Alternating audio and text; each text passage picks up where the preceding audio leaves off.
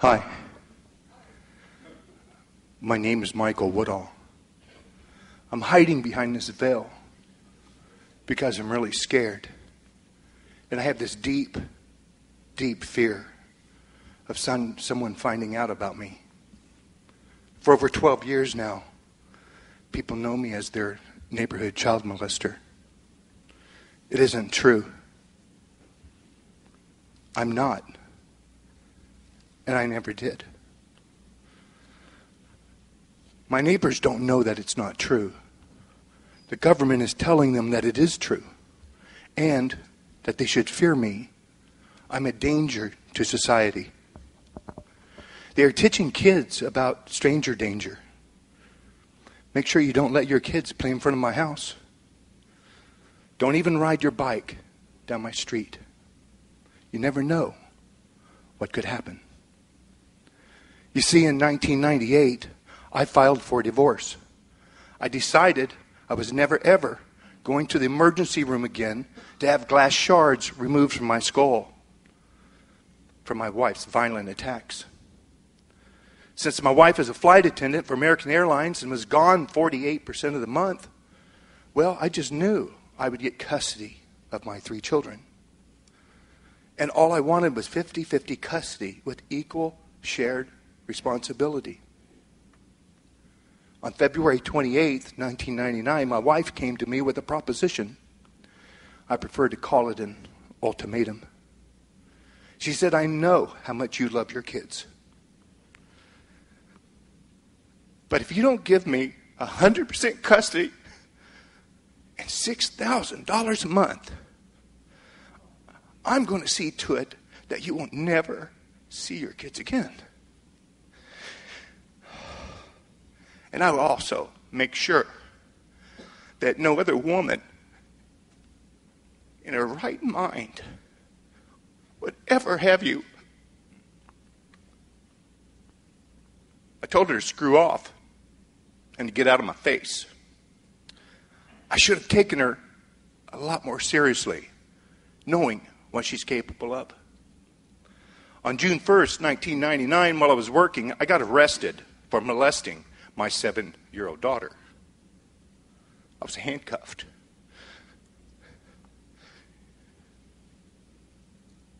In front of the world.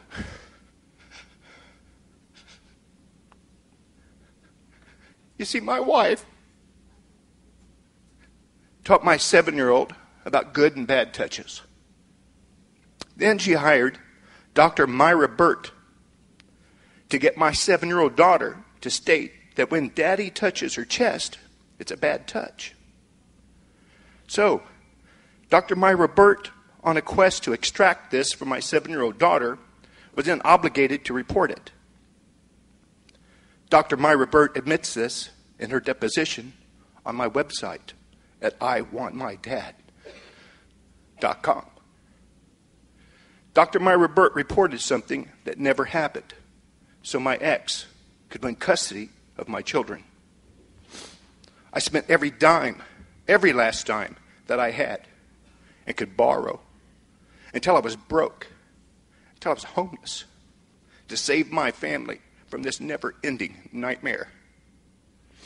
My attorneys abandoned me to the public pretender when the cash stopped flowing.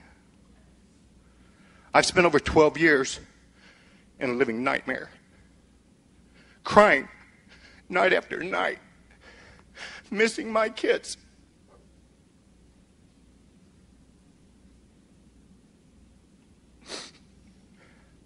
I went 5 years without seeing my kids' faces.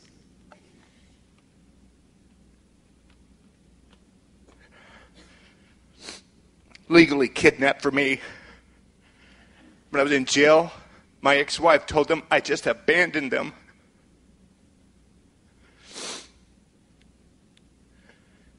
"12 years of depression. 12 years of fear of neighbors finding out. 12 years of vigilantes posting my picture on telephone poles.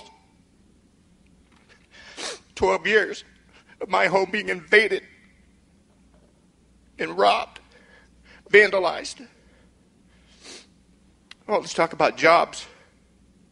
Oh, I had jobs 2 or 3 weeks at a time till they found out. I had one for 90 days once. 12 years of being so paranoid, wondering if the people in restaurants or the movies or grocery store would recognize me. 12 years of my kids experiencing the most awful embarrassment that is uncalled for. Hiding behind this veil, afraid to come out, afraid and fearful to talk about it with anyone, hoping I can keep it a secret. The stigma just too much. Sometimes I just want to end it all. Death is a peaceful alternative to this kind of living. 3 years ago, my kids and I were about to share the truth with an attorney about how it was all a lie, about how my daddy never touched me and never would. But just at freedom's door, they became so afraid and fearful that their mom would go to jail for the lies and what she did if they told the truth. They said they just can't take the risk of sending their mom to jail. 10 years of hope, dead at the doorstep of freedom. That started 3 years of the worst depression ever, a vortex of downward spiral to the point I am now living in a garage. About 4 months ago, I started an online campaign, invited my daughters to join me. They were pissed. Don't embarrass us anymore, Dad. One says, you are dead to me. This is so embarrassing. I have a professional job now. What if they find out? You are so selfish. My other daughter says, I know it was wrong, Dad, but I'm not helping either. I'm done with that part of my life. I've suffered too much. I'm moving on. I can't take any more of the embarrassment of someone finding out. That's when I hit bottom. There in my cave, in my garage. A voice came to me about 3 months ago. The voice said, speak out. Others are in your shoes. This isn't about you and your suffering anymore. Publicly speak out about this injustice. I said, God, I am not qualified to speak on such a hard, difficult, nasty, horrible subject. Please let me stay in my cave, safe from others finding out. The voice said, Michael, in the history of all humanity, I have never, ever, ever called the qualified. I am the one who qualifies the one I call. Allow me to speak through you. Just be a vessel for me. I will do all the work. I'm done.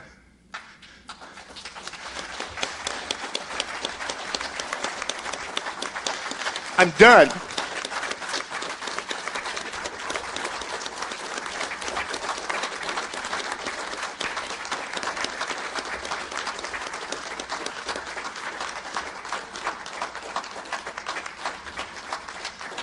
I'm done with this white elephant in my room.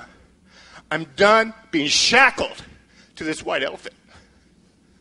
I'm absolutely done with walking into places with this big white elephant that I'm stuck with for the rest of my life. Shackled to the ankle, dragging this big white elephant everywhere that I go.